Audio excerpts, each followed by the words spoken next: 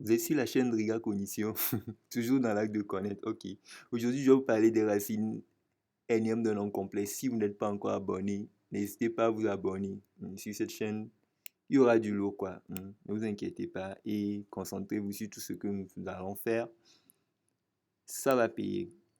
Ça va payer dans le travail si vous exercez et vous reprenez correctement les choses expliquées. Et commentez la vidéo, commentez, laissez des commentaires en aimant pour que l'algorithme puisse booster ça, quoi. C'est bon? On va démarrer. Ok. Racine énième d'un nombre complexe, c'est bon? J'explique clairement comment déterminer les racines énièmes d'un nombre complexe. Ok, j'ai déjà rédigé le truc, mais je vais l'expliquer, commenter les choses. C'est pour gagner du temps que je l'ai fait. Prêtez bien attention à tout ce que je vais dire, c'est bon? Ok, allons-y seulement. Bon, pour résoudre, quand on parle de ce genre d'équation, c'est une équation de la forme, bon, écoutez bien. Si on dit E d'équation, c'est-à-dire E deux points, maintenant, Zn moins V égale à 0. Ça veut dire que c'est une équation. Maintenant, c'est 2 degrés n parce que le coefficient z de z à l'exposant de z, c'est n, c'est bon. Et le n, c'est ça. Et on dit que le n doit être élément de grand N star, c'est-à-dire le n doit être différent de 0. Grand N étoile, c'est bon. Différent de 0, c'est-à-dire, vous allez voir que si le jour où il y a 0 en exposant, ça veut dire que z exposant 0, ça fait 1. Et là, ça ne donne pas les z0, vous voyez, non? Ça ne donne pas des solutions Z, quoi. C'est bon. Et c'est pas ça, en fait. La révolution, ça consiste à aller trouver les Z adéquates qui vérifient ça.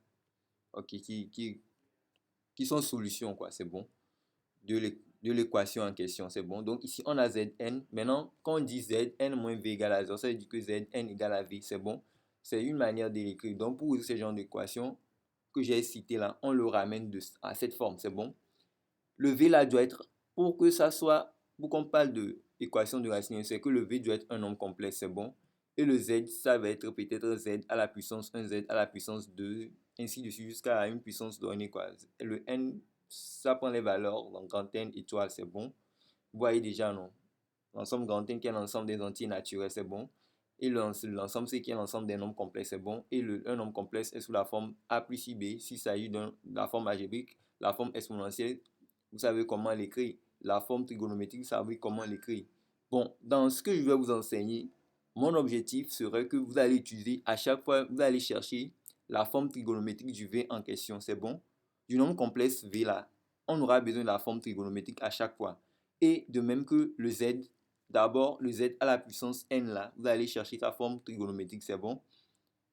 Ça serait toujours évident pour le Z à la puissance N. Mais pour le V aussi, bon, ça dépendant de ce qu'on va présenter. Si on va donner la forme algébrique, vous devez calculer alors le module et l'argument. C'est clair, non? Ce que je dis, c'est très compréhensible, non? Ok. J'espère que vous avez compris. Donc, on va, la première des choses, c'est on détermine le module et l'argument du complexe V pour donner les formes trigonométriques de V. C'est bon? Pour donner la forme trigonométrique, c'est donner la forme trigonométrique de V, du complexe V en question. C'est bon? Donc, je suppose que dans ma situation, je l'ai déjà déterminé. Donc, je pose V égale à R facteur de cosinus zeta plus I sinus zeta. C'est bon? R supérieur à 0. C'est clair? J'espère que vous avez compris. Donc, moi, je connais, je suppose que j'ai déjà mon module. Le module, c'est R. Le module de Z, c'est R. Bon, le module de V aussi, c'est R. C'est bon, c'est un module, quoi. C'est-à-dire qu'on prend le V, c'est un complexe de la forme A plus B. Je nomme comme R le module et cosinus zeta. Zeta, c'est quoi? C'est l'angle, c'est l'argument, c'est bon. Donc, on a trouvé les deux informations et on a pu écrire la forme trigonométrique ainsi. C'est clair? Donc, le R est supérieur à 0. Donc, on va à la ligne. Donc, il nous faut maintenant la forme trigonométrique de notre Z. C'est bon? C'est bon. Le Z est égal encore à R grand R facteur de cosinus oméga plus I sinus oméga avec grand R supérieur à 0. Donc, ce qu'il nous faut en question, puisque le complexe est Z à la puissance N, celui-ci, vous n'allez pas le changer et dans votre résolution. C'est-à-dire que puisque c'est l'exposant seulement qui va changer, c'est-à-dire la valeur de N. Donc, ça peut être Z au carré. Donc, ça fera R grand R carré facteur de cosinus 2 oméga plus I sinus 2 oméga, c'est bon, ça dépend de la valeur de n en question que vous avez. Donc, ça veut dire que de ce côté, il n'y aura pas tellement de soucis, mais de ce côté, à chaque fois, vous allez déterminer le module et l'argument. Si on vous donne la forme exponentielle, vous avez rapidement le module qui est à côté et l'argument qui est en exposant. Donc, ça ne serait pas aussi compliqué. Et là, vous allez réécrire facilement la forme trigonométrique. Je vous dis que c'est juste une manière de résolution que je vous donne. Ok.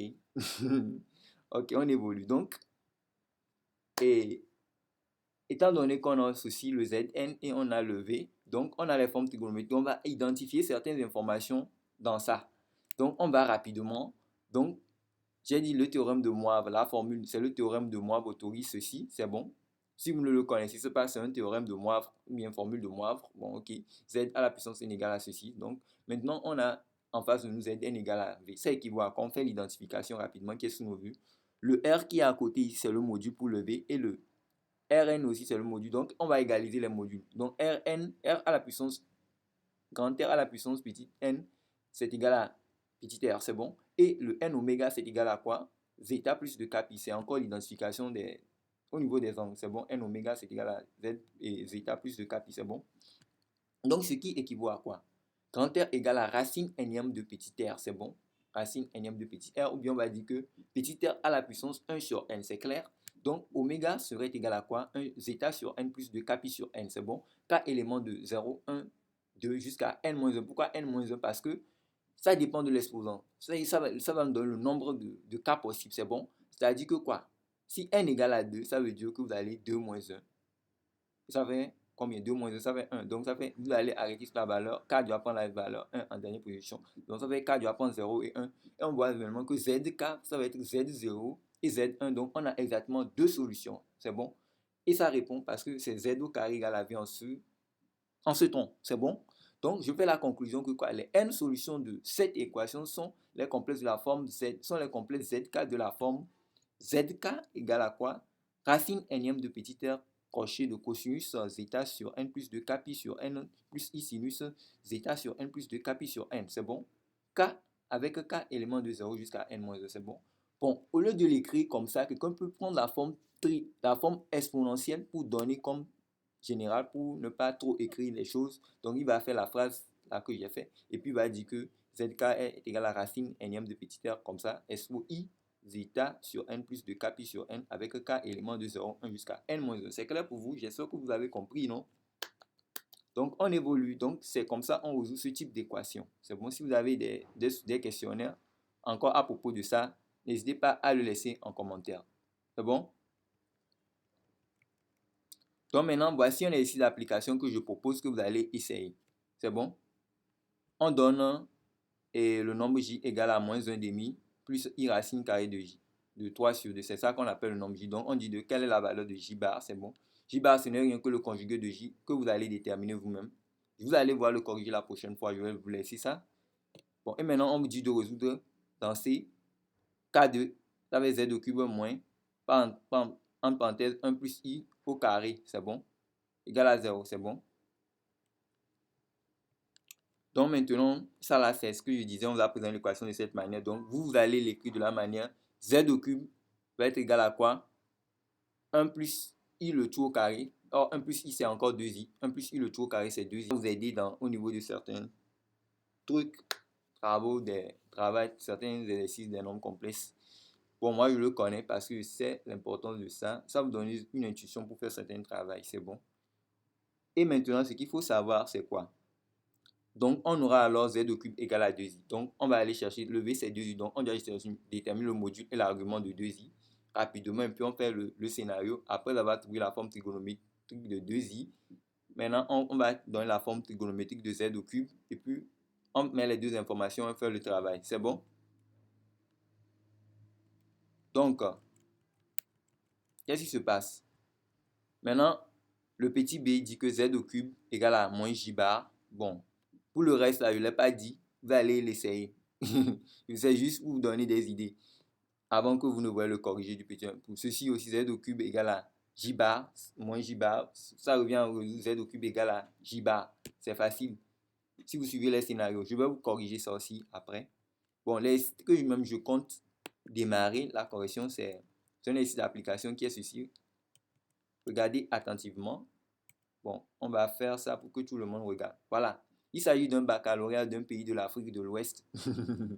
C'est ça, un baccalauréat d'un pays de l'Afrique de l'Ouest. C'est 2014, c'est bon.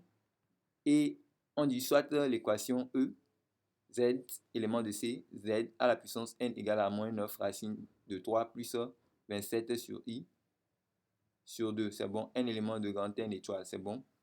Puis on dit déterminer les solutions ZK de E. C'est bon, c'est là ce que je vais résoudre. Bon, je vais laisser le sujet pour que vous essayez.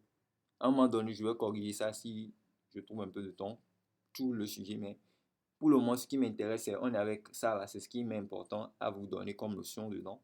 C'est la résolution de racine n. Bon, j'ai dit que quoi? J'ai choisi l'exercice là pour que vous essayez d'abord.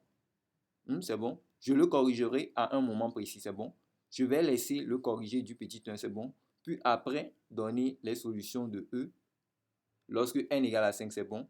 Solution de petit 1. Donc on va démarrer, c'est ça. La résolution de l'équation en question. Suivez bien. C'est ça, Zn égale à ça. Donc, ça équivaut à quoi? J'ai donné seulement chacun son dénominateur 2, 2. Donc, ça fait moins 9 racines de 3 sur 2 plus 27 i sur 2. En réalité, ça veut dire que vous avez A plus B sur 2. Donc, ça fait A sur.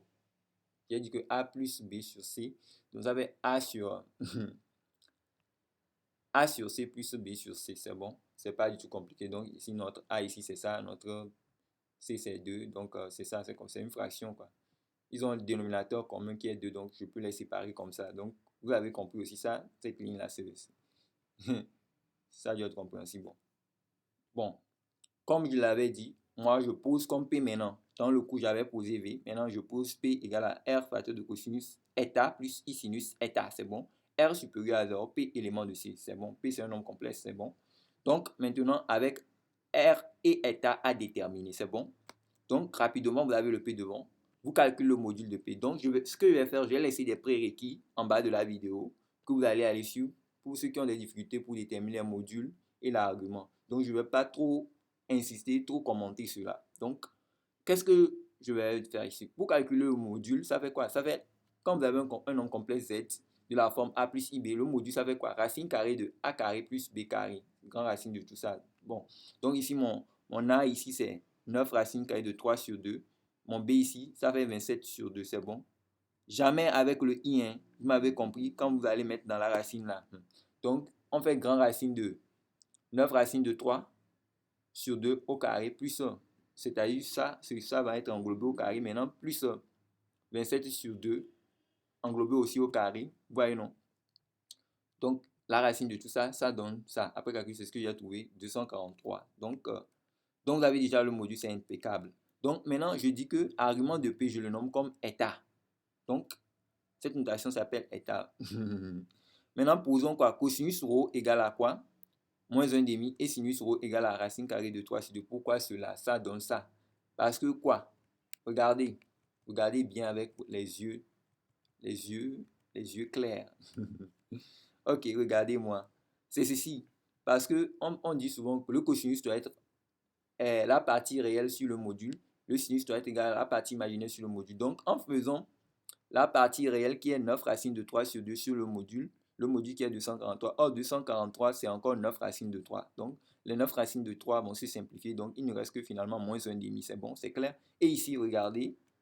Et ici, racine carrée de 3 sur 2 parce que, en réalité, ça fait le 27 sur 2 divisé encore par 9 racines de 3. C'est bon. Or, 9 racines de 3, j'ai dit que c'est ça qui est 243. Donc, finalement, ça fait l'inverse, c'est ça. Calcul à étage. Donc, finalement, et je multiplie par racine carrée de 3 et racine carrée de 3 en bas. Donc, ça, finalement, il y a 3 ici. Quand vous faites racine carrée de 3 fois racine de 3, c'est racine de 3 au carré. Donc, la racine saute, il reste 3. Et la racine est en roue. J'ai multiplié, divisé par racine carrée de 3. C'est bon, c'est clair. Écoutez bien tout ce que je dis. Hein. Donc, maintenant, les 27 vont se simplifier. Parce que 3 fois 9, ça fait 27. Allez maîtriser vos tables de multiplication. Hein. Sinon, c'est ça. Donc, on obtient racine carrée de 3 sur 2. C'est clair? Bon, maintenant, on va voir un demi. Si on projette ça sur le cercle, ça fait pi sur 3. C'est bon? Ça, c'est un jeu de V. Après projection, vous avez vu pi sur 3. Donc, or, on voit que le cosinus est négatif et le sinus est positif. Donc, on est sur la partie 2 ici, qui est ici. C'est pi moins alpha parce qu'on fait l'angle, on fait pi moins alpha. C'est bon? C'est ça. Bon. Bon, on va dire pi moins rho. Bon, moi, je m'en fous. C'est pi moins rho ici, au fait. C'est pi moins rho. Donc, puisque j'ai pris rho comme langue, bon, pi moins rho. Donc, finalement, en faisant ça, j'obtiens quoi? Pi moins rho. Le rho, c'est pi sur 3. Donc, ça fait pi moins pi sur 3. Donc, finalement, eta vaut 2 pi sur 3. Donc, c'est tout ce qu'il fallait faire pour trouver l'argument. Donc, finalement, on peut exposer la forme trigonométrique. On a alors P égale à 9 racine de 3 crochet de cosinus 2 pi sur 3 plus I sinus 2 pi sur 3. C'est clair? Donc, le théorème de Moivre autorise Zn égale à R à la puissance n, grand R à la puissance n cosinus n oméga plus I sinus n oméga. C'est bon? Donc, qu'est-ce qu'on va faire dans ces situations? J'ai pris ça directement parce qu'en réalité, dans le cours, avec le R qui est supérieur à 0, dans le cours, j'ai dit que quoi? J'avais pris Z avant, j'ai mis la forme de Z et puis j'ai fait Z à la puissance N. Donc ici, je prends directement Z à la puissance N pour faire le travail parce que c'est de ça que j'ai besoin. C'est bon, non? Bon, si c'était au carré, vous pouvez le prendre pour le faire directement. Bon, mais j'ai une autre chose aussi, mais bon, je ne vais pas vous le dire. C'est ce qu'on a prévu faire comme ça, donc je le fais comme ça en attendant. Donc, ça veut dire que ainsi, on peut faire l'identification. Puisqu'on a les deux formes face à nous, regardez avec les yeux, on a le P et on a le Zn. C'est bon? Le P, c'est le V que j'ai fait dans le coup, mais ici, c'est un P que je l'ai appelé. Et ici, le Zn qui est toujours là. Bon, donc finalement, on fait le travail comme il se doit. Donc, on identifie le module. Un module, ça veut dire que R à la puissance n égale à 9 racine de 3, comme je l'avais dit. Maintenant ici, n oméga égale à 2 pi sur 3 plus 2 k pi. Donc, on va tirer rapidement les choses. Regardez bien avec les yeux. Donc, finalement, R serait égal à racine nème de quoi? Puisque ceci, ça fait à la puissance 1 demi. Parce que racine carrée de quelque chose, ça fait le truc à la puissance 1 demi. Donc, or, le tout à la 9 racine de 3, ça fait racine de 243. Donc, racine de 243, ça fait 243 à la puissance 1 demi. Or, maintenant, le n là, ça fait la racine nème de 243 à la puissance 1 demi. C'est pas du tout compliqué. C'est pas du tout compliqué. C'est bon? Donc, et le cas élément de ceci, comme d'habitude, vous savez pourquoi c'est ça, non? Parce qu'on ne connaît pas la valeur du n exact. Sinon, on allait donner le nombre de les valeurs de k que k va prendre toutes possibles. Donc, on évolue. Donc, on conclut que quoi? Les solutions de E sont les complexes de la forme zk égale à racine nème de quoi? 243 à la puissance 1 demi, crochet de cosinus 2 pi sur 3 n plus 2 k pi sur n plus I sinus 2 pi sur 3n plus 2 k pi sur n, c'est bon? Avec k éléments de 0, 1, 2, jusqu'à n-1. Fait la conclusion avec la forme exponentielle, il va dire que zk égale à quoi? Racine nème de expo 240, non, racine nème de 243 à la puissance 1 demi, c'est bon? Expo maintenant, I 2 pi sur 3, I facteur de 2 pi sur 3n plus 2 k pi sur n. C'est bon? Ça, c'est la forme exponentielle parce que ça fait apparaître le module et l'argument en exposant. C'est bon? I suivi de l'argument. C'est pas du tout compliqué. Donc maintenant, la deuxième question que j'ai dit que j'allais résoudre, c'est de déterminer comment déterminer les solutions de E pour n égale à 5. C'est facile. Pour n égale à 5, vous n'allez pas refaire le schéma. Vous allez venir prendre ici. Seulement, vous prenez n égale à 5 d'abord. Si n égale à 5, ça veut dire que ceci devient racine cinquième. Ça fait racine cinquième de 243 à la puissance 1 demi, c'est bon. Maintenant, cosinus quoi? Ça va être 3 fois 5, ça fait 15, ça fait cosinus 2 pi sur 2 pi sur 15 plus 2 k pi sur 5, c'est bon. Plus I sinus 2 pi sur 15 plus 2 k pi sur 5, c'est bon. Avec quel élément? Le mieux, c'est d'écrire ça d'une manière exponentielle qui est de la forme zk égale à racine cinquième de 243 à la puissance 1 demi de quoi? De crochet cosinus de racine cinquième de 243 à la puissance 1 demi expo I 2, I entre parenthèses 2 pi sur 15 plus 2 k pi sur 5, c'est bon? Avec quel élément de ça? D'une manière de la forme en prenant ça comme en donnant d'une manière de la forme exponentielle quoi. C'est-à-dire la solution sous forme exponentielle, c'est bon. De manière générale, ça c'est le général. Maintenant, après avoir fait ça, vous allez donner les valeurs possibles de k. Puisque n est 5, on fait n-5 et on fait 5-1, c'est bon, vous trouvez le nombre. Donc ça se limite à combien? Ça se limite à 4, ça fait 0, 1, 2, 3, 4 qui fait les 5 solutions. Donc pour des valeurs successives, Donc, on va prendre k égale à 0. On va trouver la première solution. K égale à 1. On va trouver la seconde, k égale à 2, k égale à 3, k égale à 4. Donc, on va obtenir Z0, Z1, Z2, Z3, Z4. C'est bon. Et ça, c'est les 5 solutions. Il n'y a rien à dire. Je ne l'ai pas encore fait. Tu comptes faire, je vais le rédiger après dans une vidéo proprement dite. Je vous ai donné l'intuition. Allez-y et le faire. Vous aurez la correction la prochaine fois aussi. Donc, à la prochaine. N'oubliez pas de liker la vidéo. Hein. Ok, on est ensemble.